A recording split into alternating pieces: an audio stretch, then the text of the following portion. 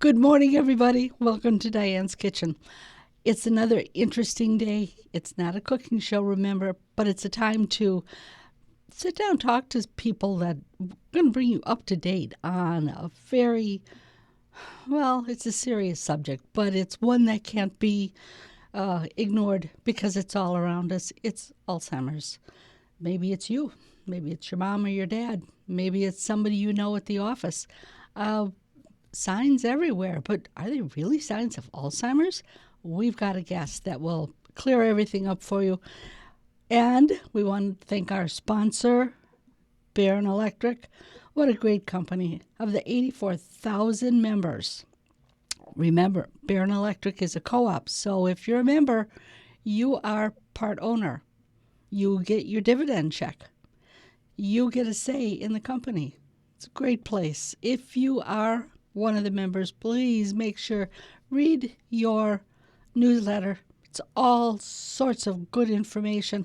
I was up at Trigo last month for the opening of the electric station where you go and you plug your car in. Very interesting. I learned so much about electric cars. 2035 is the government's target date for all vehicles to be electric. They're on the cutting edge already with charging stations. So, Baron Electric, great company. Good morning, Shar. Good morning, Diane. And where are you? Well, today I'm in the big city of Cameron, Wisconsin, at Ooh, my my. home, Oh, nice. but usually I would be in Chippewa Falls at our Chippewa Valley office. Okay. And first of all, tell me, how did you get interested? I mean, you're a young person. Somehow I don't see, young people that interested in Alzheimer's. It's an old people's disease. Isn't that? I'm so glad you said that because working with the Alzheimer's Association really opened my eyes also to what Alzheimer's is, and it's you and me. So, years ago, I was in long term care as a CNA, which I absolutely adored, Wow. loved it. I wanted to make so much change. And as the years went on, I walked away from that to raise children. And then I went back into the nursing home as a department head, working in, of all things, the activity department, because I thought, how much fun would this be?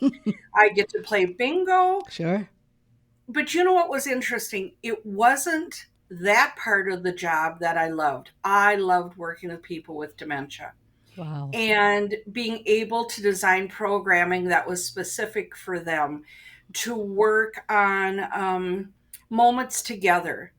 And it was a challenge. And I'm at that age when dementia wasn't the top thing to talk about when it Oh, was in nursing homes. no, no. It just, people with dementia, remove them from the core area. Can they be quiet over in that back room? And so much of it was understanding quality of life Hmm. and being able to share that people with dementia, no matter what stage they are people, and they Yes. have a sense of self, and we need to remember that and hold that up with dignity. Now, did you have people in your own family circle with Alzheimer's? Not Alzheimer's, but Parkinson's with dementia, Oh. and also vascular dementia due to a stroke. Ah, Um, and when you see those types of things, yeah. it's so interesting that in the workplace, I knew how to respond. At home, I turned into a daughter and a grandchild. And it's hard. It's hard when your feelings and your emotions are right there, to remember that this disease is at work, no matter what dementia it is, and how I needed to change how I reacted, how I responded. It wasn't them that needed to change, it was me. That is the amazing thing to me about Alzheimer's. This is something that the person who has it is relatively free of any problems unless it's accompanied with like things like Parkinson's. But if this is just dementia, they're happy. They're 16. They're 4. They're Mhm. whatever. It's you, the caregiver, or the person who works with them who has the problem of answering that same question 20 times in a half Yes. an hour and remaining cool and calm. Oh, and it takes practice. We were not born with that skill. No. And so many people go into a diagnosis themselves or their family member or loved one, and all of a sudden it's like, well, he should know. Yes. He should understand this. Right. And it's such a struggle because other diseases, we have a visual. Yeah. So, if it's somebody that has some form of paralysis, we see that. We know to hold the door open for that person. Right. But you see someone that looks like you and I, and Sure. they're standing at the door, not understanding how to get that door to open. We just Exactly. kind of walk by. Hmm. So that needs to change. We need to be each other's caregiver in a sense, Yeah. no matter if we have dementia or not. I thoroughly agree. But 10 years ago, I was involved with Alzheimer's when I worked for the local newspaper and learned a lot. Boy, did I learn a lot. But after talking to you a little while ago, I realized Alzheimer's has come a long way, which is really reassuring because, how often do you support a cause financially for years and you wonder, is anything ever happening? Is my money being used? Are we getting ahead of the curve here? And Yeah. thankfully, you said we are. Tell Oh, us. we are. Well, the Alzheimer's Association is the leader in care and support and research when it comes to Alzheimer's disease and other dementias. So we are privileged to be able to push that forward, not only in Wisconsin, not only in our nation, but worldwide. So with that, we're constantly looking at research, trying to find, we always say a cure. What is our vision? A world without Alzheimer's. But how are we going to get there? Right? And that doesn't happen in one day. No. One of the biggest challenges is that we are still considered a young disease, Alzheimer's. And I mean, it wasn't until 1906 when Dr. Alzheimer's first saw someone that had a disease that just didn't make sense when it came to quote mental illness. Hmm. Now we know that as we've moved through research since then, we're making strides. And we know those strides are so important. It will not happen without dollars, of course, but it also will not happen without people being involved in the clinical trials. We can have all the money in the world, but if we don't have people saying, wow, I would like to be a part of this, I would like to make change for my children, there needs to be a treatment soon. So being a part of those clinical trials are just so invaluable. So, what do you mean? How do you become a part? And what exactly do they ask of you if you want to volunteer to be a part of the clinical trial? Oh my goodness, our clinical trials are amazing. So you can go to our website, which is alz.org, and there's actually a little tab that says clinical trials. You can get right in there and you can start to be connected. When you're connected with the clinical trials, not every trial is for you. And we know that there are different types of trials. Without our trials, we wouldn't be moving forward to biomarkers. Biomarkers are huge in being able to follow the disease process pre-symptomatic, meaning before we already see the symptoms, the confusion, the memory loss. We're able to follow the biomarkers. They may be through saliva, it Hmm. might be through blood. We know we're following biomarkers right now with our spinal fluid. But is there something that we can be doing that's non invasive? So you and I go to the doctor, it's our yearly exam, we draw blood, we're already going to look for those biomarkers. And that is where we're moving forward, and that's huge. That to me is one of those scary things to willingly say, am I going to get, do I have the biomarkers for autism? Mm-hmm. You know, why would you want to know? Well, but we have a difference. Alzheimer's disease, we are not born with. Alzheimer's disease is something that occurs. We don't know why it occurs. We do know the hallmarks of the disease, though, Hmm. and that's plaque and tangles in the brain, along with neurodegeneration, meaning death of cells. So that happens. When that disease process happens, it continues to grow throughout the brain, killing the brain. We don't know what triggers Hmm. that to begin. um, what changes the variant on the APOE gene? And we know what the hallmarks are now. So if we can use that type of a system and have a treatment that works well, Ah, we could possibly stave off the symptoms from ever happening, oh, which gotcha. would be huge. Oh, beyond huge. Oh, definitely. And one of the challenges is understanding dementia and understanding Alzheimer's disease. So we use those very interchangeably. Hmm.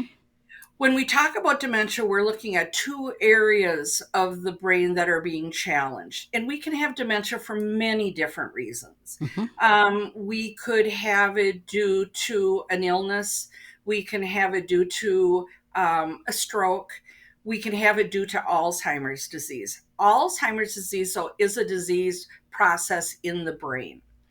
So when we have Alzheimer's disease, we're really not noticing the symptoms, the challenges in the brain until the brain has already been quite diseased. Hmm. So when you go to a doctor and the diagnostic process, one of the things that they do look at is abnormal shrinkage of the brain. And when we see that in the hippocampal area, usually, not in everyone, we're able then to follow the progression of the disease, meaning the disease continually gets worse. Some people don't. Some people stop maybe as early in the disease. It could be a mild cognitive impairment, an MCI. Doesn't necessarily move forward to Alzheimer's disease, but many times it does. And so we follow that progression. So it's a challenge when people go to the doctor and they come back and they say, well, he didn't say it was Alzheimer's and she just used the term dementia. Many times it's in following that progression. That is just fascinating. I know that there are quite a few drugs on the market. There have been drugs on the market for quite a long time. Yes. Where are Very we in the drug world? The in you the know, drug world. Number one, when we're working with people with Alzheimer's disease or any of the dementias, we know that you and I, our community, our care partners, are number one, the first and the most reliable entity in our world to make our lives successful. And so we can't forget that. Drugs, we're going to set to the side for just 1 second, sure. because without a community understanding my disease process, it's really hard for me to stay in my community. And Yes, that's where you want me to be. I want to be living at home. I want to be living at home successfully. right. I want to continue to reach the goals that I had planned. Of course, we're going to have to be flexible and adapt to a different type, but we need to be able to do that. When we fall back then on medications, what we have been using are not disease modifying medications, but symptom modifying medications, meaning that these are medications that may help our cognition for a short term, 6 to 12 months usually, some people a little bit longer. It comes along with side effects, of course. Yeah. But we have been using the same three medications, and then we popped in a fourth, which was just two of the medications put together. Mm. We were standing there. We stood there for a long time. Yeah. Now, research was not stopping. Research continues 24/7 across the world through the Alzheimer's Association, which we're very, very proud of. What was released, actually, I got the date, so I did not forget. June 7th was released aducanumab. We may have heard it as Aduhelm. Now, this was the first medication that looked at the underlying biology of Alzheimer's disease. Remember when I said the plaque and the tangles Right, and the neurodegeneration? right. So, this medication helps the brain clean out the amyloid plaque. That's huge because we know Alzheimer's means a buildup of that plaque. So that's fantastic. Now, the FDA did an accelerated approval of this because we need to get started. We need to be able to use this type of medication only though for people that have been diagnosed with MCI, mild cognitive impairment, or diagnosed with Alzheimer's disease, seeing those hallmarks in the brain, the amyloid plaque and tangles. Mm-hmm. And with that medication, we see many people that showed not a decline in cognition, which is huge. Now, is this the answer? No, but this is a step. This is And a we, huge step. oh, it's I mean, huge. I it's mean, like I Star know I get so Wars. excited. It's like Star Wars. We're going to Yes, clean your brain. yes, in a sense. And isn't that just it's just so interesting because we have a lot of other medications now on the turnpike that are going to be start I will start moving forward and looking at changing how the brain is functioning. Sure. Now, like I said, our disease is young when it comes to looking at research, but our research is huge. We're very privileged. We have, through the Alzheimer's Association, we have the Alzheimer's Association International Conference. So every year, all of the across the world, our scientists come together in one place and talk about what clinical studies they are doing right now, what their ideas are for the future, looking at what they have been working on. We don't want to step on each other's toes and find out, oh gosh, they were working on that for 10 years. Right. So we need to move that forward. So out of AAIC, which another thing I keep my fingers crossed, the past 2 years we were virtual. So this was the first time I ever got to be a part of AAIC. They won't just let me fly to Copenhagen to Oh, spend a week. that figures. You Maybe know, next year.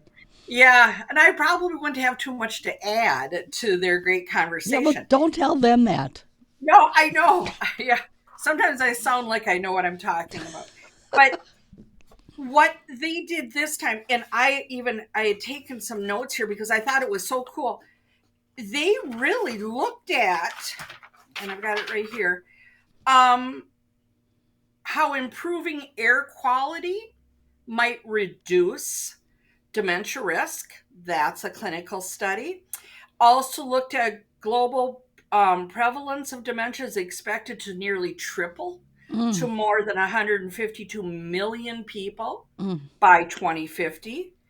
There are two more caveats here. Transgender and gender binary adults in the US are more likely to report worsening memory and thinking, functional limitations and depression in those individuals. And the last one, community of color, historically underrepresented in dementia research.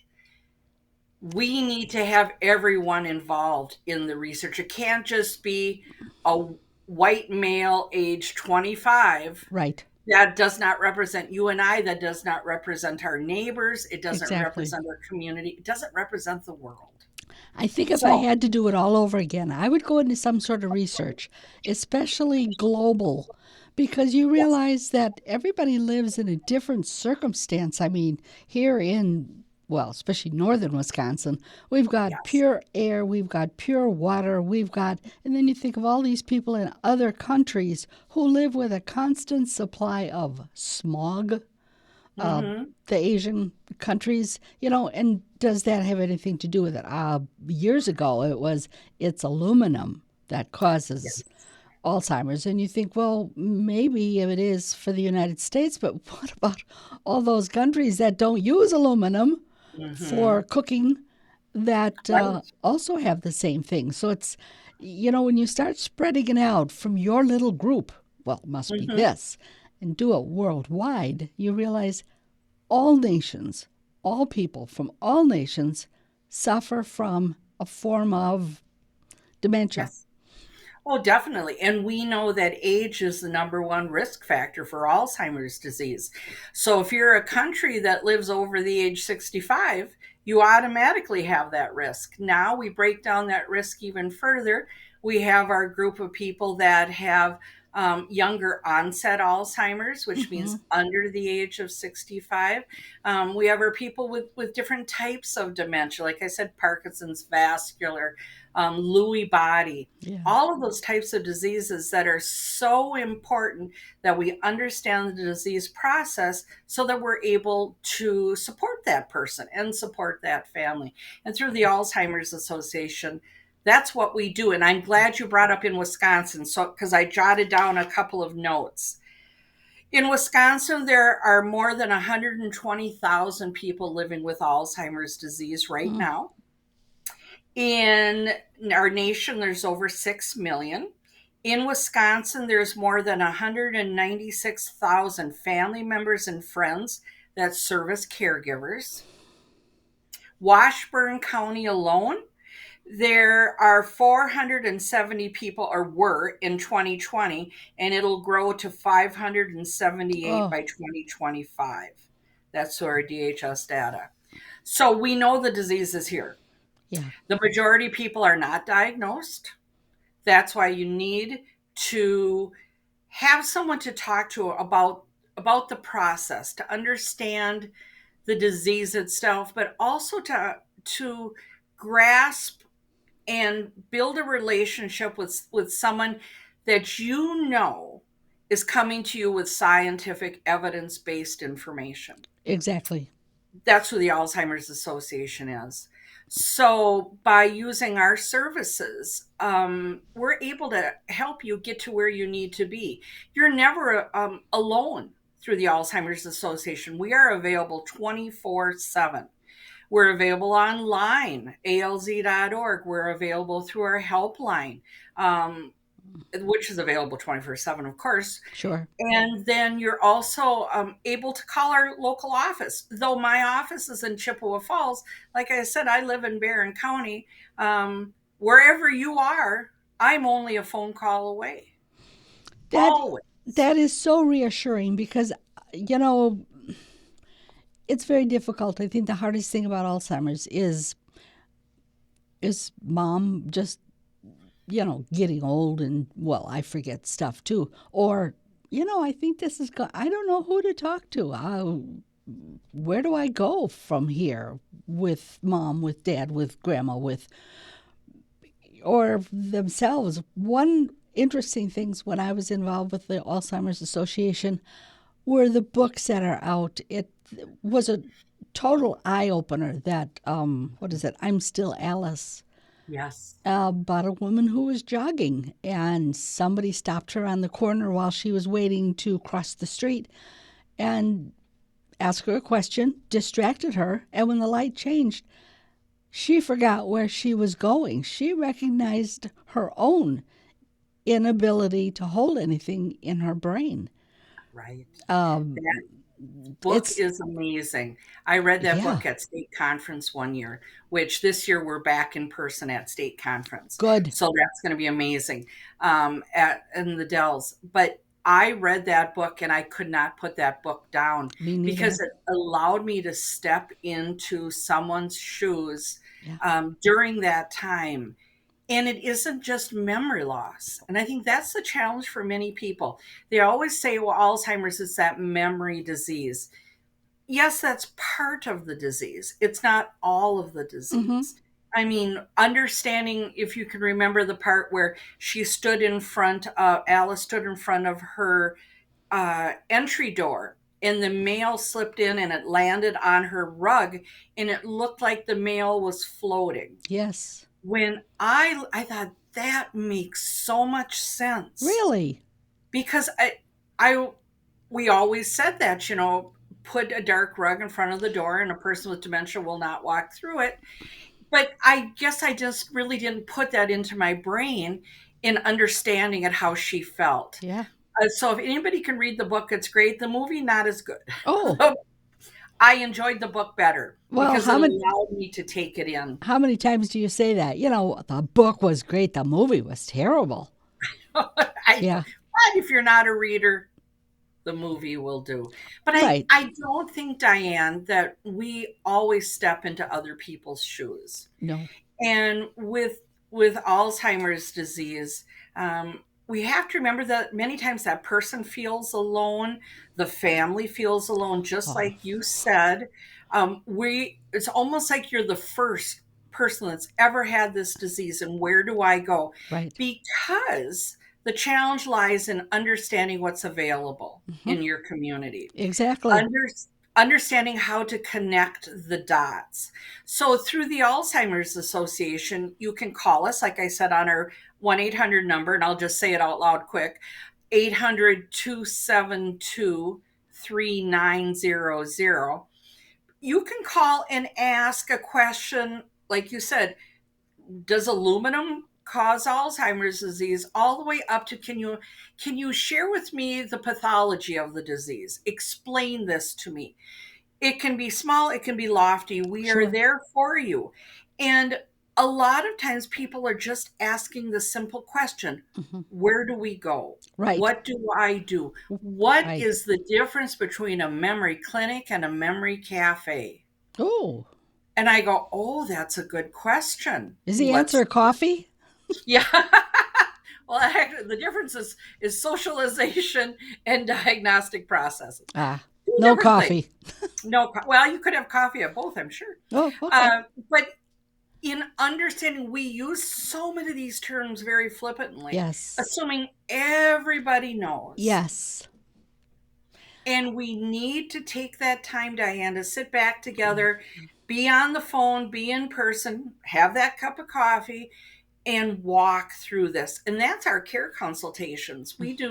I personally do quite a few each day, but across the nation is happening all 24/7, all the time, helping people. When you meet with people who now thoroughly understand that this is not going to get better, Mhm. eventually it's going to be very bad. That's why they call it what, the long goodbye.